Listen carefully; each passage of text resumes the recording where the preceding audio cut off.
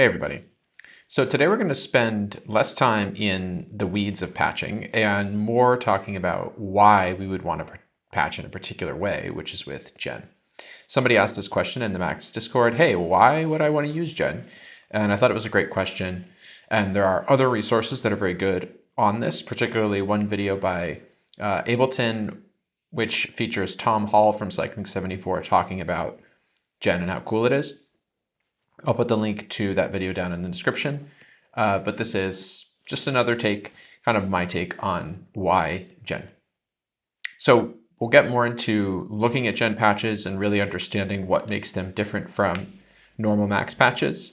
But to start off, we'll just give a simple definition of what Gen is, which is a lower level patching environment within Max. It includes a family of objects that are more basic and more general than your standard Max objects. Maybe one way to think of this is like the woodworking toolkit in sort of traditional Japanese hand tools, which are very precise, they're very simple, and they allow you to do very beautiful work, but they just don't have as much going on. They're not big, power tools.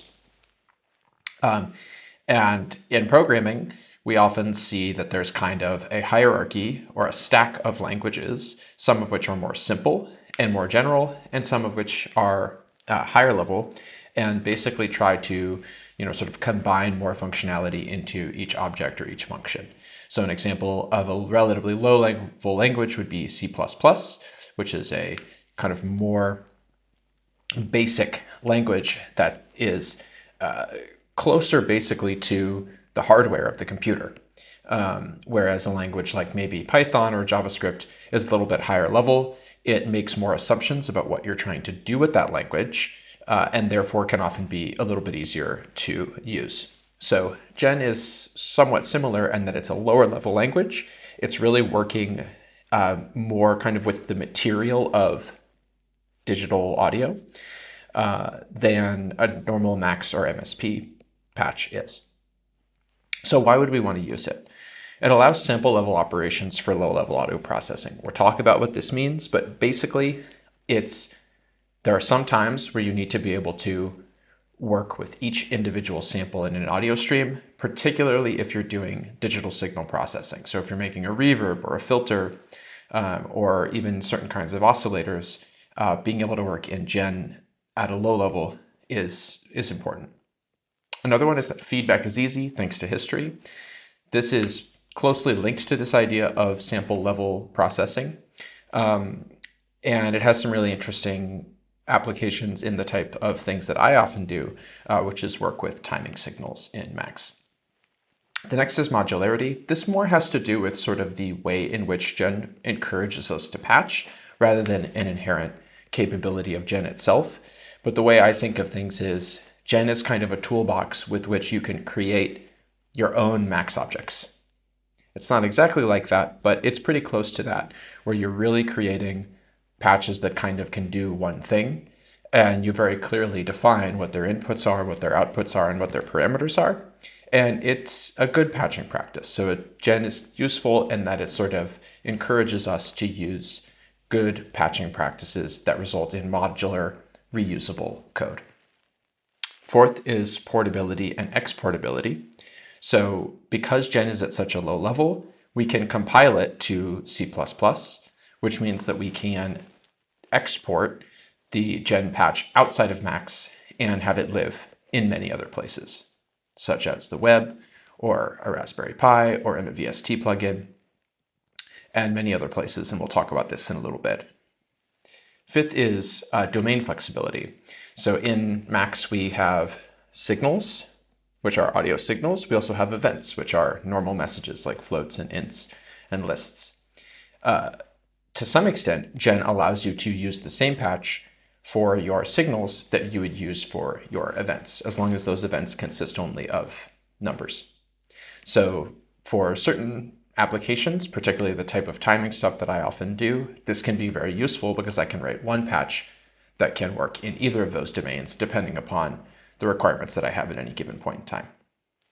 Sixth, maybe, is performance. Gen might be a little bit more higher performance in some situations where you can build something very specifically for the needs that you have, and you don't have to deal with the overhead of objects that are capable of doing things that you're not doing with them.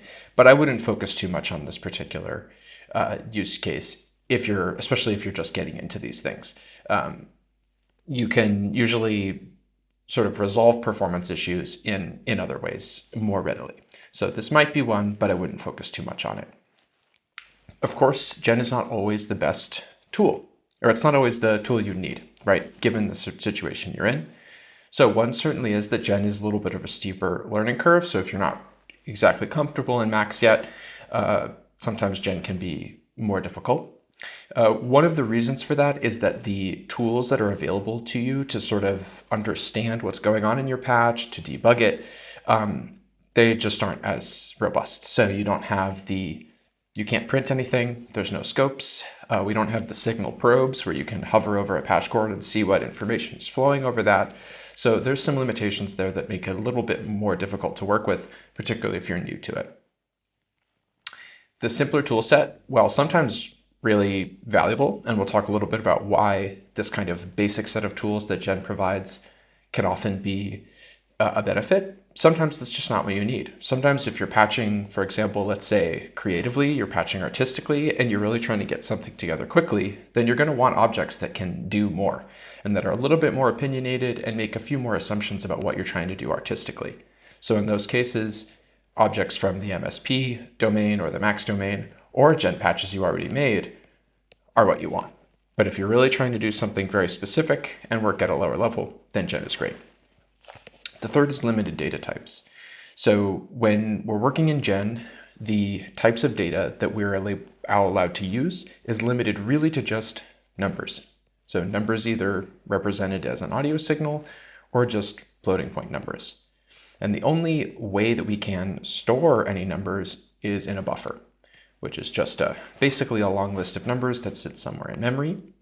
And getting data in and out of the buffers requires kind of specific procedures that are part of Gen patching.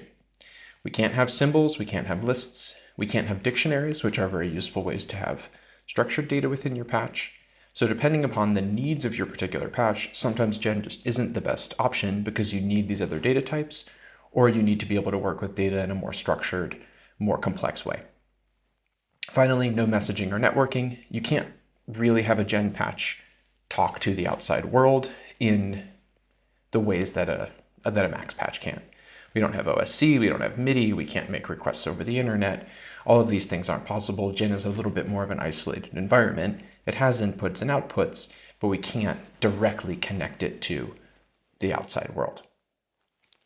Finally, I'll mention jit.gen, jit.glpix, and jit.pix. These are all sort of the gen of the jitter and GL world. So basically Gen objects for working with image and video. These are awesome. They're really powerful. They're not really the same thing as these Gen environment that we're going to be talking about today. It's similar in the sense that it's a lower level version of jitter patching, but besides that, it's actually quite different. So we'll just park that there to say those are really powerful and cool objects, but I'm not going to spend any more time than this talking about them. If you want to learn about those, you definitely want to just go watch Amazing Max stuff. Okay, so let's get into more of the details here. And where I really want to start is with this concept of a vector. So this is a little bit of background information that you need to kind of understand what exactly I mean when I say that Gen allows for sample level operations. So we're going to take a step back and just talk about a concept for just a moment. So in most digital audio software, including Max, we have audio flowing as a stream of numbers. And the rate at which those numbers flow is called our sampling rate. So if I go into my audio settings, I can see that my sampling rate is 48,000 samples per second. So an audio signal is just represented as a stream of 48,000 numbers per second. Inside Max, I can actually get that information right here with this AD status object. So if I can elect a float box to it, and then I bang this object, it's going to tell me that my sampling rate is 48,000 samples per second. So these samples, we're not referring to like an audio sample, like a sample of a kick drum or a snare. We're just referring to a single number in this stream of 48,000 numbers per second. Now, when we process audio in Max, and this is true for other software too, like most DAWs and basically any software that processes audio, the components that process the audio within the software don't process them typically one by one. They basically batch them up into chunks called vectors, and they process those vectors. So right now we're working with a vector size of 32 samples, which means that these objects, all the ones that you can see in the patch, these MSP objects that have tildes at the end and process signals, are processing chunks of 32 samples at a time. The difference between MSP, which is the signal processing objects that live in a normal Max patch, and Gen, is that Gen actually is able to operate at the level of a single sample. So we can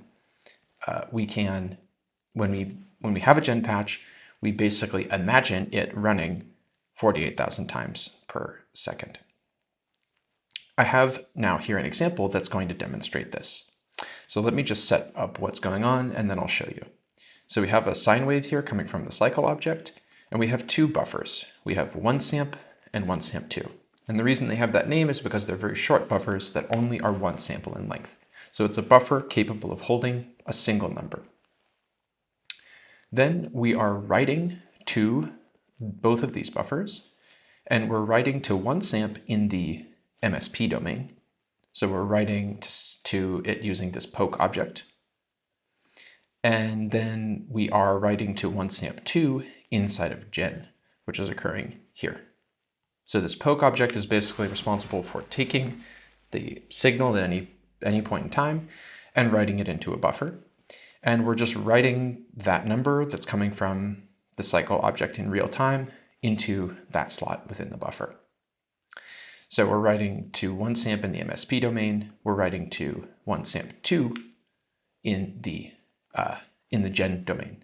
And the way that that's set up is that we're saying we have a buffer defined inside of Gen, but then we're assigning that buffer right here to one samp 2. We're then reading from both of those buffers in MSP and in Gen. So right here, this isn't writing, this is reading, read from. In MSP, this is reading from it inside of Gen and then outputting it into the MSP space, because this patch is like MSP land. This patch is Gen land. So we're reading from the one samp 2 buffer here inside of Gen. Although I think I want to read from one samp here. Yes. So we're reading from one samp here. Then we're reading from one samp 2 in MSP here. And then in here, we're reading from one samp 2 in Gen. So we're writing in each case from different places, but we're reading from both. Now, this signal vector size we talked about is the size of the chunks of our vectors, right? So the number of samples that each of these objects processes in a batch. And generally, as we increase this number, we're reducing the amount of work that the computer has to do, because it's better at having to do basically its processing less frequently with larger batches of numbers. The I/O vector size is a related concept. It has to do with the DAC on your computer. So the way that the audio signals get in and out of Max or in and out of the computer. And it's the same concept. It's the kind of the number of samples that are used in that process. And don't ask me any more questions about that because I don't know any more details. But what I do know is that we have to, we're going to try to basically increase this signal vector size. And first, to do that, we're going to increase the I/O vector size. And by the way, this AD status object is a way to be able to control these kind of audio processing or like signal settings within the Max patch, but you can also do the same thing in your max preferences. So the changes that I make in the max patch will also be reflected here in preferences. So now that I've increased the IO vector size, I can now increase the signal vector size. And I'm going to go up to 2048. And you can see that when I did that, I now get these chunky stair-step signals for all except this one. And the reason that this is because right here we have a nice smooth signal. Just a nice smooth sine wave. And every signal vector, so every 2048 samples, we write whatever sample is currently sitting at this inlet into that buffer, and then we read it back in all of these places. So this is only able to write every 2048 samples. And because this is only one sample long, we can't get all 2048 samples that happened during that time frame into this buffer, so we just can only write one of them, so we just write the one that we have. The result then, when we actually try to read back the contents of that buffer, is that we get this kind of stair-step fashion, and the horizontal length of each of these stair steps is 2048 samples. Here, however, inside of Gen, we're both writing and reading inside of the Gen patch. And so what this means is that for those 2048 samples, this Gen patch is actually being executed 2048 times, and that process of reading and writing occurs here 2048 times. So this Gen patch is executed for every single sample, and the way to think about this is at this inlet to the Gen patch, the max basically takes the last 2048 samples that occurred from this cycle object and hands them over to Gen. Gen processes all of them over the 2048 samples, and then it hands back to max 2048 samples at the outlet, and then we see it rendered here. So this is just a way to demonstrate what exactly is going on inside of Gen. Once the signal leaves Gen and goes back into the real world, or not into the real world, but into the MSP domain, into the next level up, then again, we're passing around these chunks of 2048 samples or however many. But inside of the Gen patch, we're doing them one by one. So why is this something that we would need to do? I mean, obviously this is a smooth waveform. This is a chunky one that, probably matters to us. But if we're not doing something kind of contrived like this, where we're just writing individual values into a buffer and then trying to read them back, then that shouldn't really matter, right? Because this cycle is completely smooth. And because Max is smart enough, even if I have a signal vector size that's really big, like 2048, it knows how to kind of reconstruct that nice, smooth, continuous, or at least continuous appearing signal.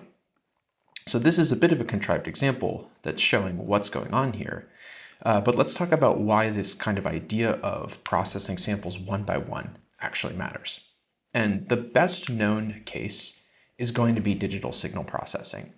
And when we say digital signal processing, what we really mean is processing signals that are audible, processing signals that are in the frequency range of roughly 20 hertz to 20 kilohertz.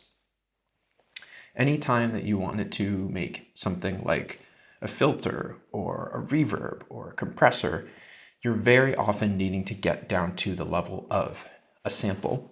And the reason for that is if we imagine an oscillation in a signal at a high rate, like let's say 10,000 hertz, let's do the math, right? So if we have our sampling rate is 48,000 kilohertz, and we divide that by 10,000 hertz, so 10,000 cycles of a wave per second.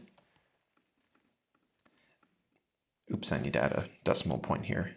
Then each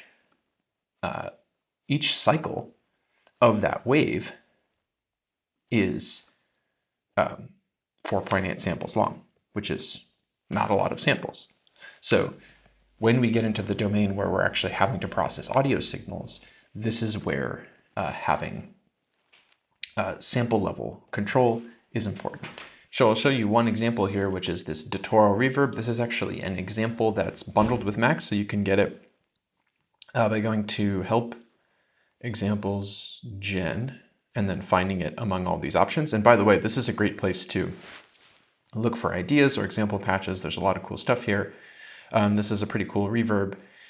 But if we go inside and we go into just any one of these, let's actually take the tank. We can see there's a lot of very precise sample level delays. So this is the delay of 924 samples, which is a number that matters apparently for this algorithm. We also have within this delay object, a delay time. We have a multi-tap delay, and we're setting the lengths of those delays with these very specific coefficients. So in fact, the way to read this is a delay whose maximum possible length, I believe, is 2,656 samples, and it has 3 taps, which basically means that there's basically 3 delays built into this one object. This kind of stuff, as well as things like this kind of feedback path, which we'll talk about in a little bit in a moment, is really only possible when we're working inside of Gen. So if you want to do DSP stuff, you most likely are going to want to use Gen for that. Let's talk a little bit more about history. So history is this concept that's very closely related to the single sample level processing and to the DSP case. But it's just a very powerful tool on its own. It's something that's very specific to Gen, very distinct to Gen, particularly compared to other types of objects that we have in Max. And it has kind of special powers. So the concept with history, and let me just show you a simple example actually before I get into this one here, is something like a one-pole filter. So a very basic low-pass filter. And I'm going to use the one from the Go book. And actually, I'm going to use the basic example. There we go. So in this particular case, basically the object is performing essentially a moving average, and it's taking a mix of the input to the filter and its output, right? So we can see that the output of the filter, this is basically the filter. The output flows to this out here, but we also include within the filter's algorithm a feedback path where the output of this mix operator goes back around into its second inlet. Okay, this is very important capability because many algorithms, particularly in filters, basically require that the algorithm depend upon its output. And this is something that's a little bit hard to do in a digital system because remember, this particular patch is being executed 48,000 times per second. So each time it's executed, it has to have this input up here that flows here, and it also has to have its own output, which comes in here. What history does is makes it possible for this patch to use its own output. And the way that it does that is by basically taking the output from the last time that the patch executed itself. So 48,000 times per second, the last time it executed, we store that number inside of this history object and output it the next time to be able to use it within the algorithm. So this is absolutely critical for DSP purposes, but it's also useful in a lot of other places, particularly a lot of the other stuff that I do, which is related to timing signals. And if you've watched any of my other videos on Gen, you've seen this object in action many times.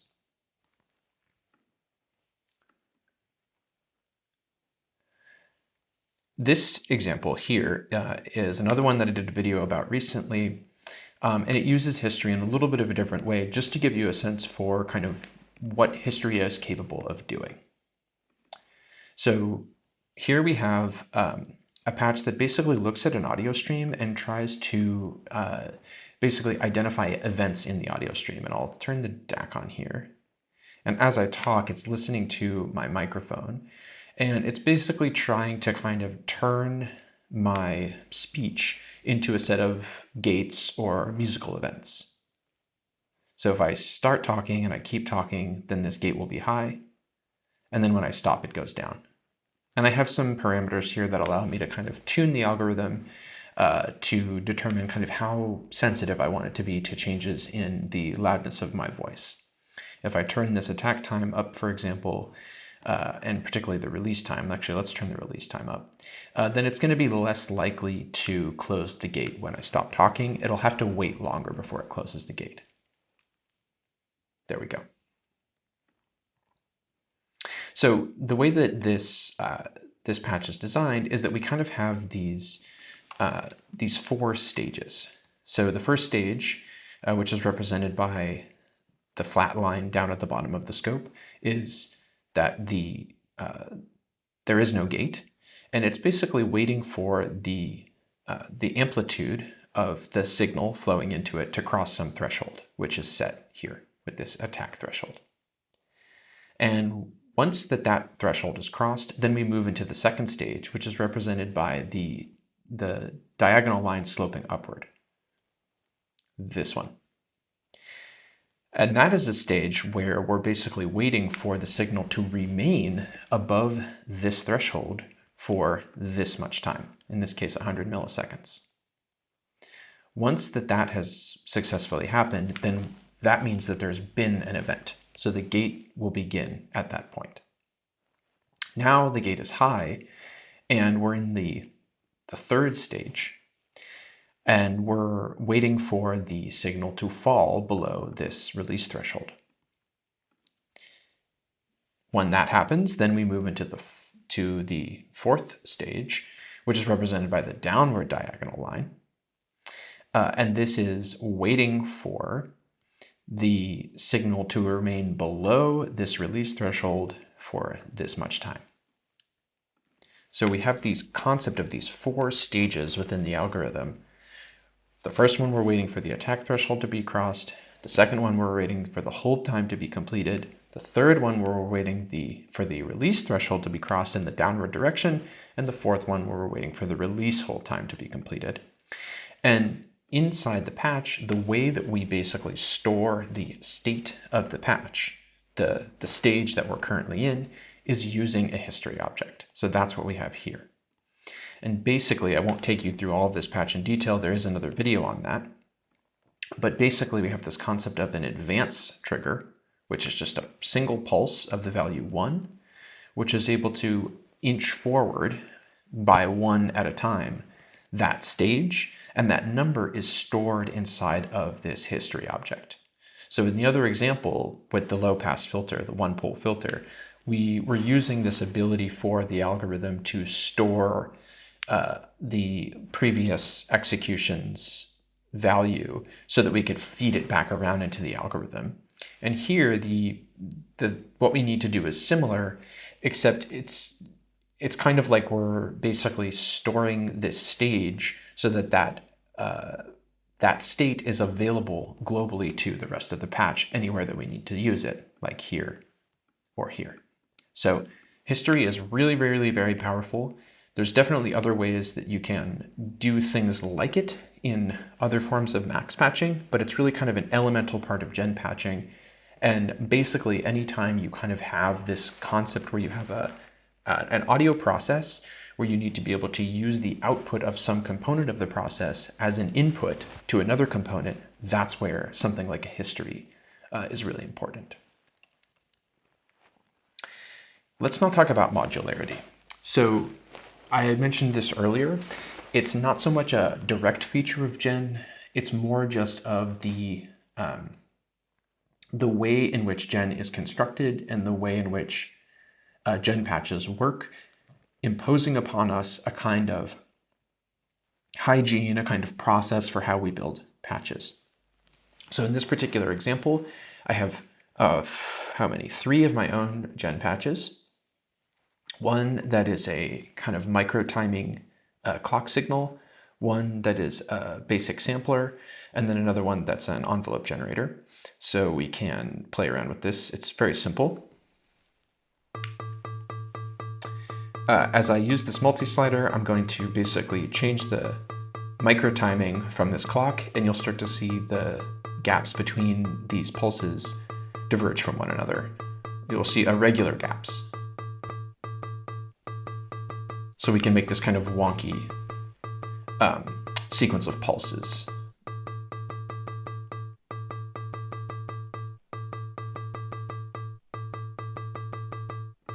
So pretty simple. But the point is, right, like these are all components that I made where I had very clearly was able to define exactly what I needed each one to be able to do. So in a sense, it's like I made my own max objects that I can then use in my own max patches. And I'm being precise about what each one does, what its inputs and outputs are, and what its parameters are. So if we take this micro timing one as an example, we have, one input. It takes a phasor style signal. It has a single parameter, which is called subdiv. It can also access a list of numbers, like the ones from this multi-slider, by storing those numbers in a buffer. And then it has two outputs, one that produces ramps and another one that produces pulses. So I have a clear sense for how I want to use this in my patch. In this particular case, I want the pulses because I'm going to trigger the playback of a sample. And again, I have a sampler here that has, some different features. I made a whole tutorial series on building a sampler, and this particular one I think is closely related to that sampler, if not exactly that one, where we have the ability to set a start and an end time for the sample. We can turn looping on and off, and other features. We can also change the playback speed by sending in a MIDI note, and we can trigger it by sending in an impulse. So if you wanted, a particular component that did a particular thing, you could certainly build an ordinary max patch using max and MSP objects that would do that.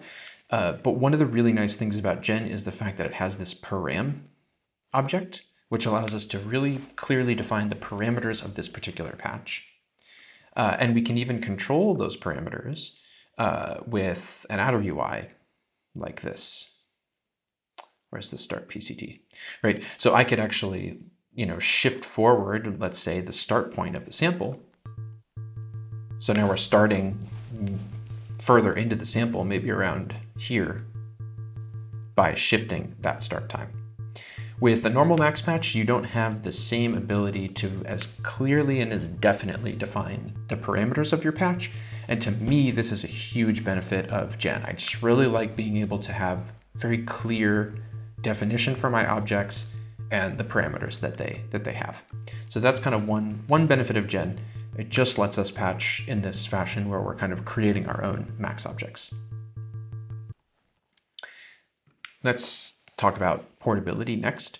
So this is the idea that I can very easily export my Gen patch from Max and use it somewhere else.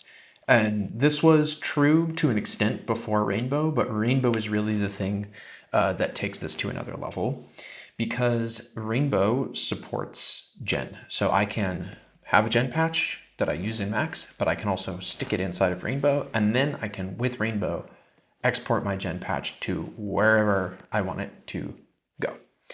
And the reason for that is Gen is able to be compiled to C++, which is kind of the basic coding language of much of the world, particularly in audio. And Rainbow allows us a little bit more flexibility to do patches that are a little bit less limited than Gen. So for example, we can have lists inside of Rainbow, whereas we can't inside of Gen. But it can also be compiled to C++. And then Rainbow has really powerful features that allow us to export the Rainbow patch to various targets.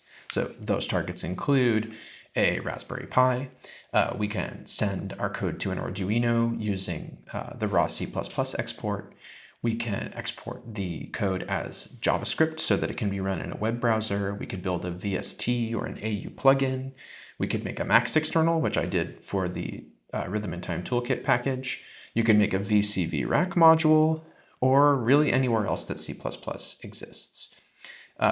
In addition to the targets that you will find here in this export menu within Rainbow, so now I'm inside of Rainbow, I have my gen patch, and I've defined the parameters of my gen patch and exposed them to Rainbow so that they can be controlled as parameters of the Rainbow patch.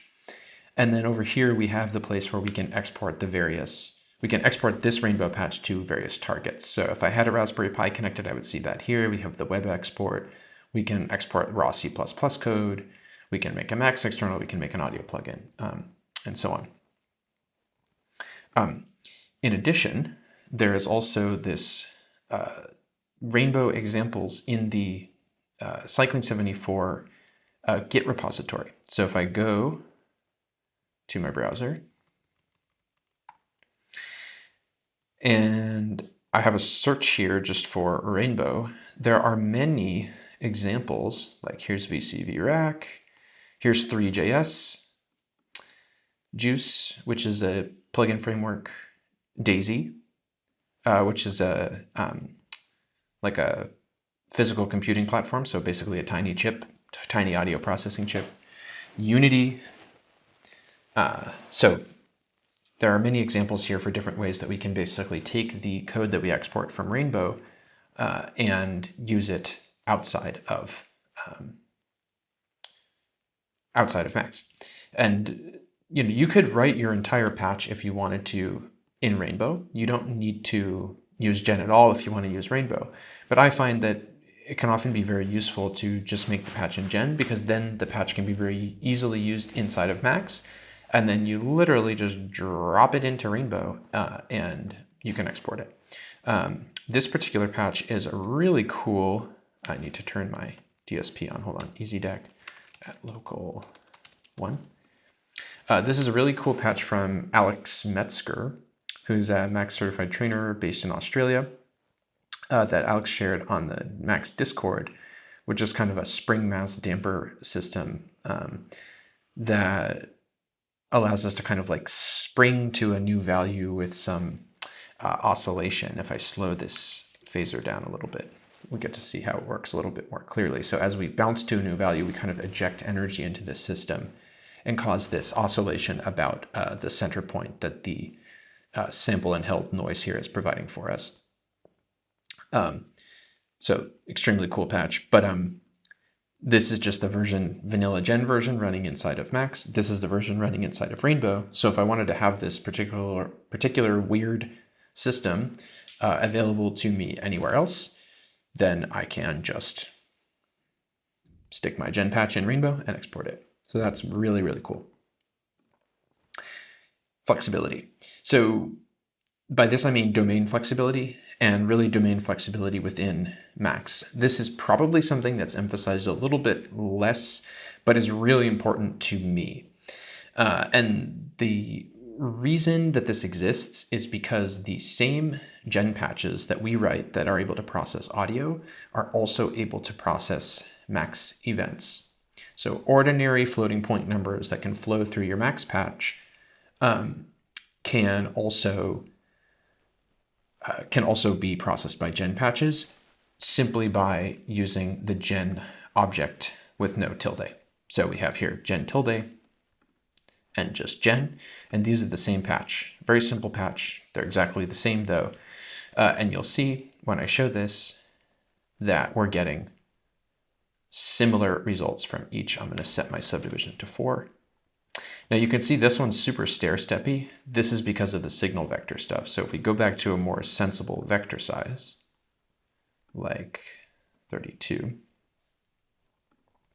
then you can see that this looks a little bit smoother. And this relates to a lot of the things that I have talked about very much on this channel, which is this idea of basically using a phaser signal as a source of time and using phaser really as our initial source of time, and using objects like subdiv and what and the rhythm and time toolkit objects to build sequencing systems. But I think it's important to point out that the idea of using a phasor as a timing signal does not require necessarily that we use a signal. We can make a phasor out of just a stream of floating point numbers, which is exactly what we're doing here. We're just banging a transport really fast once every tick, which is 1,920th of a bar, or 480th of a beat, really. And then we're just doing a little bit of basic arithmetic to turn that into a phasor style signal. So what you see here is we're taking that list of floats, we're turning that into a signal, and then just comparing it to a regular old phasor. And you can see that these look basically exactly the same, except that the resolution of the phasor signal is higher, right? So the resolution of this guy is 48,000, whereas the resolution of this one is only whatever a tick is relative to 1 second. So lower resolution here, but if you wanted to basically stay in the event domain, maybe take advantage of some of the kind of the reduced computational load that you'd be placing on the computer by not treating your timing signal as an audio signal, then you can work with phasors in this fashion. And if you're already using Gen to write the patches that process these phasor signals, then you can actually choose whether or not you want to use signals or events, and you can just use the same patches. So that's what we have going on here. And then finally, simplicity. So this is another one of these things where it's like not really like a feature of Gen. It's just a way in which the kind of nature of Gen can sometimes be nice. And what I mean here is simply that the objects that you have available to you in Gen are very simple. They don't have multiple functions. They tend to have only maybe 1 or 2 outlets. They can just do one simple thing. And sometimes that's just what you want. Sometimes it's just easier, especially if you do a lot of Gen patching. Sometimes I find this, my brain just gravitates towards the Gen solution more simply. And I find this particularly in cases where I have to do simple arithmetic in my patches. So rather than having to have chains of math objects with like a TBF everywhere, inside of Gen, in this case event Gen, we can do simple arithmetic a little bit more simply, in my opinion. And we get the benefit of being able to define parameters for the patch that allow us to see very easily exactly what this patch does, because we're basically specifying, what the inputs and outputs to this particular patch are. And this one in particular is one that basically takes kind of a constantly accumulating time signal that you might get from a transport object, and basically just wraps it to some length. In this case, 4 beats or maybe 8 beats on this side. And then on this side basically tells us, given this number, kind of how many cycles of that period we've seen. So just a simple utility that I need in a Max for Live device that I'm building right now. And just one of those situations where my brain gravitated to Gen because it just seemed like the easy tool to use. So there's definitely a benefit to that simplicity sometimes, but not all of the time. Like I said earlier, sometimes you need objects that can do a lot, right? Sometimes you don't want the axe, you want the chainsaw, right? So it really depends on what you're trying to do.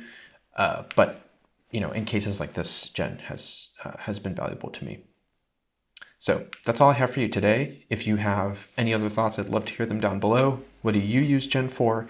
Have you found Gen to be accessible to you? I think personally that the kind of appearance of the Go book, Generating Sound and Organizing Time, whatever that was, 3 years ago, really was a watershed moment for us, because it just explains Gen and opens up the world of Gen in a way that it was not opened up before. There just weren't the kind of resources out there for how to work this way. And that book really makes Gen accessible to many more of us. And I am one person who really didn't do a whole lot of gen patching until that book emerged. And what's been exciting to see is that a lot of people that are newer to Macs are picking up gen much more earlier because of that book than they did in the past. And I mean, even the fact that I'm talking about gen in my channel is really because I learned it from that book. So it's been exciting to see lots more people using gen and doing really, really cool things because we've just had this kind of slow growth in the quality of the resources, which also include the Discord server. The Max Discord server has some really smart and helpful people that are answering everybody's questions. And there's a very active Gen channel where Graham Wakefield, who is the developer of Gen and also the author of the Generating Sound and Organizing Time book, is answering questions all the time. So if you're not in the Max Discord, definitely join the Max Discord. And that is all I have to say. So would love to hear your thoughts and feedback down below, please. It's always useful, always helpful, always fun to have those conversations. I will see you down there, and I will see you next time. Thanks. Bye.